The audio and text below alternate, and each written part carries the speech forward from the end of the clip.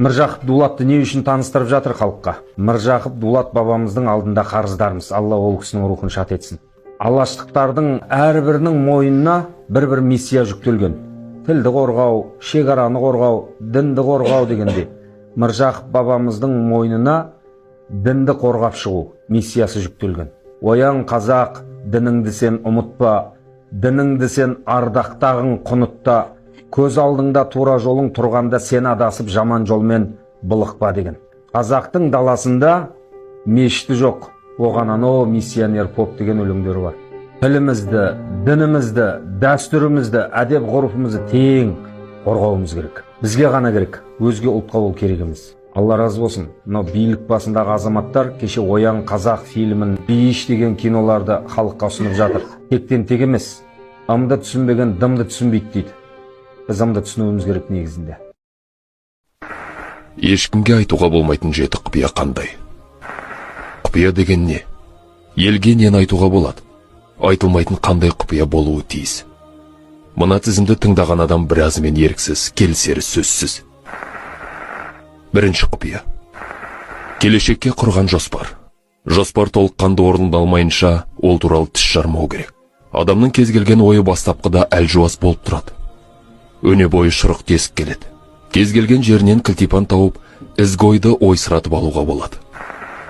Екінші құпия. Қайырымды істер туралы ешкімге айтпау. Қайырымды іс жер бетінде сирек кездесетін құбылыс. Сондықтан оны көздің қарашығындай сақтау керек. Өзіңізді жақсылық жасағаныңыз үшін асыра мақтамаңыз. Мақтау адамды тәкаппарлыққа тез ұрындырады. Үшінші құпия. Тақуалығыңыз туралы көпшілікте айтпау.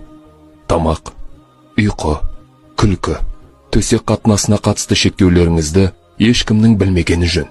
Тәннің шектеуі көңілдің тақуалығымен үйлесе ғана пайдалы. Төртінші құпия. Жасаған ерлік, батырлық туралы үндемеу. Әр адам күнделікті сан алуан оқиғаларды бастан кешіреді. Біреу білектің күшімен жеңіп жатса, біреудің ақылы асады. Күшпен жеңген адамның ерлігі тез бағаланады.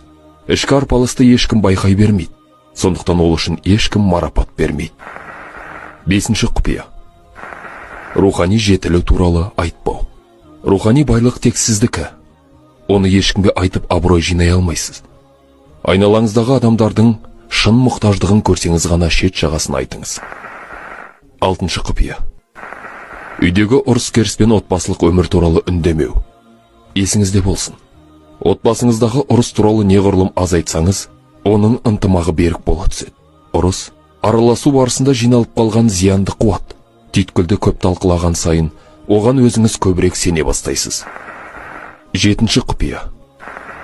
Баяғыда естіген жаман сөздер туралы айта бермеңіз. Көшеде жүріп аяқ киімді былғап алуға болады. Ал кейде сананында былғап алатындар болады.